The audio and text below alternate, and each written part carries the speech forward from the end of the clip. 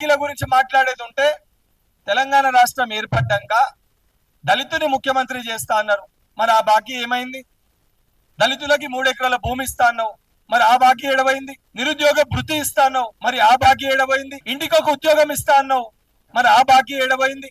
మైనార్టీలకు 12% రిజర్వేషన్ ఇస్తా అన్నావు, మరి ఆ బాకీ ఏడవైంది? చెప్పుకుంటూ పోతే ఏదైతే మీ చరిత్ర 100 పేజీల అబద్ధాల పుస్తకం ఇన్నరా ఎమ్మెల్సీ బల్మూరి వెంకట సార్ ఏమంటున్నాడు?